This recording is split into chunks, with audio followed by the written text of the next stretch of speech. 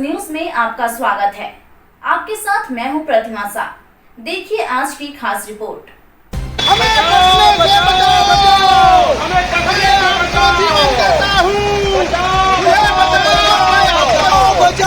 मुझे बचाओ की आवाज देते दर्जनों पेड़ सड़कों पर चिल्लाते हुए अपनी जान की रक्षा करने को लेकर लोगों से फरियाद करते रहे। जी हां, कुछ ऐसा ही नज़ारा रविवार को विश्व पर्यावरण दिवस के दिन देश की कोयला राजधानी धनबाद के झरिया कोयलांचल की सड़कों पर देखने को मिला।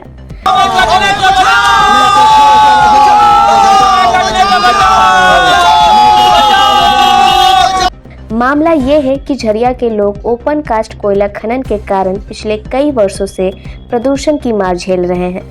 2020 में एक संस्था द्वारा देश भर में वायु प्रदूषण को लेकर किए गए सर्वे में झरिया को देश का सबसे ज्यादा प्रदूषित शहर घोषित किया गया था, जिसके बाद यहाँ के लोग अब तक हवा में घुले जहर के बीच ही जीवन बिताने को मजबूर हैं।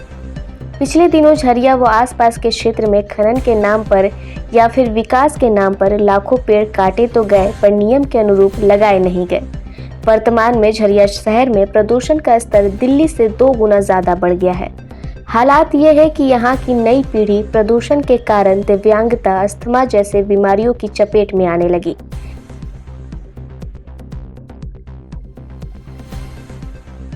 इसी के विरोध में झरिया में पर्यावरण संरक्षण करने वाली संस्था ग्रीन लाइफ और समाजसेवी संस्था यूथ कॉन्सेप्ट के बैनर तले रविवार को दर्जनों लोग शरीर में पत्तों को लपेट पेड़ की आकृति बन सड़कों पर निकले और शहर में प्रदूषण अपने स्तर कम करने के लिए ज्यादा से ज्यादा पौधारोपण और उन पौधों को संरक्षित करने की अपील करते रहे। इस बाबत ग्रीन लाइफ संस्था के संयोजक डॉक्टर मनोज सिंह ने कहा कि झरिया का पर्यावरण इतना प्रदूषित हो गया है कि यहाँ के पेड़ पौधों को अपनी रक्षा के लिए गुहार लगानी पड़ रही है। मैं आपको जीवन देता हूँ, अगर मैं कट गया तो आप भी नहीं रहेंगे। इस तरह से पेड़ सड़क पर आके गुहार लगा रहे हैं और लोगों से अपील कर रहे हैं कि जितना कोशिश हो कि हमें बचा लीजिए और नहीं तो आप भी नहीं बचेंगे। बीसीसीएल के खुली खदानें यहाँ झरिया के प्रदूषण का मुख्य कारण है। लाखों लाख पेड़ काटे जा रहे हैं, उसके बदले में कोई पेड़ नहीं लगाया जा रहा है। अगर लगाया भी जा रहा है तो सिर्फ कागज पर लगाया जा रहा है।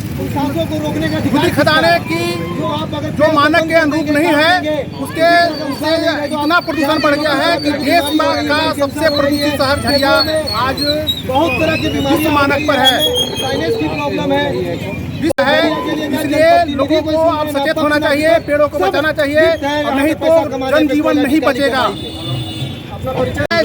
जैसे सड़क पर पेड़ पौधे आ गए हैं, वैसे जनता को भी, आम जन को भी सड़क पर आना होगा। सरकार और बीसीसीएल के खिलाफ उतरना होगा। पर्यावरण बचाने के लिए हर कोशिश करना होगा। लोगों को जगह जगह पर पेड़ पौधे लगाने होंगे और नहीं तो उनका जीवन नहीं बचेगा। सरकार मुख्य रूप से जिम्मेवार है। अगर सरकार चाहती तो बीसीसीएल पर लगाम लगा सकती थी, लेकिन सरकार और कंपनी के मिलीभगत से यहाँ के झरिया के पर्यावरण को दूषित किया जा रहा है। झरिया के प्रदूषण के लिए बीसीसीएल की खुली खदानें जिम्मेवार हैं। इसे रोककर भूमिगत कोयला खनन को बढ़ावा देना होगा। डॉक्टर मनोज ने कहा कि प्रदूषण का विपरीत प्रभाव गर्भ में पल रहे बच्चों पर हो रहा है।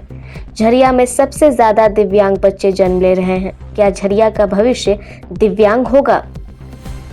इस जागरूकता रैली में 4 साल के बच्चे से लेकर 80 साल के वृद्ध पेड़ पौधे बनकर बचाओ बचाओ के गुहार लगा रहे थे। सबके हाथों में तख्तियां थी, जिस पर पर्यावरण बचा तो जीवन बचेगी, नहीं तो सरकार की कुर्सी हिलेगी। मुझे बचाइए, मैं आपको जीवन देता हूँ। देश का सबसे प्रदूषित शहर झरिया बीसीसीएल ने किया बर्बाद। पर्यावरण का दुश्मन बीसीसीएल। सरकार अपना वादा याद करो, पर्यावरण को ना बर्बाद करो जैसे स्लोगन लिखे हुए थे। वहीं यूथ कॉन्सेप्ट के संयोजक अखलाक अहमद ने बताया कि सरकार और कोयला कंपनी की मिलीभगत से पर्यावरण को बर्बाद किया जा रहा है। झरिया अब देश की प्रदूषित राजधानी बन गई है, जबकि इसके इतर अन्य कोयला कंपनी पर्यावरण संरक्षण का ख्याल रखती है तो बीसीसीएल क्यों नहीं रखती।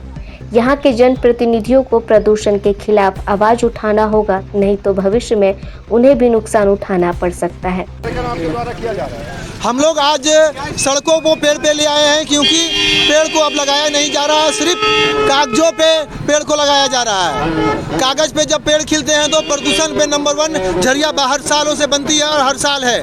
जो मानक मशीन थी जो प्रदूषण के, उसको भी बंद किए हुए हैं। इनकी मंशा साफ है कि प्रदूषण पे ये रहे, यहाँ के लोग कोई आवाज़ ना उठाए। आखिर कब तक चुप रहे हम लोग? हमारी आवाज़ को दबाना चाहते हैं, मगर हम लोग सड़कों पे आएंगे इसी तरह और पेड़ बन के ये बात को ज़रूर पूछेंगे कि पेड़ हमें सांस देती है, उन सांसों को रोकने का अधिकार किसका है? जो आप अगर पेड़ को बंद कर देंगे, काट देंगे, किसी तरह का उगा नहीं रहे तो अब यहाँ के लोग को तरह तरह की बीमारी हो रही है, लंग कैंसर हो रही है, फेफड़ों में बहुत तरह की बीमारियाँ हो गई है, हमें साइनस की प्रॉब्लम है, पॉल्यूशन शर्म पे है, कौन देखने वाला है? तो झरिया के लिए ना जनप्रतिनिधि कोई सुन रहे हैं, ना पक्ष ना विपक्ष, सब लिप्त है यहाँ पे पैसा कमाने पे, कोयला की काली कमाई पे। अपना परिचय दे दीजिए। अखलाक अहमद, यूथ कॉन्सेप्ट संयोजक।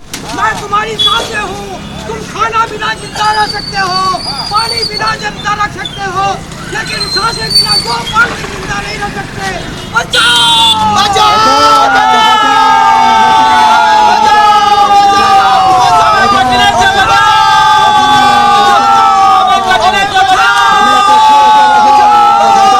स्ट्रीट बस के लिए विशेष संवाददाता सबीर हुसैन की रिपोर्ट।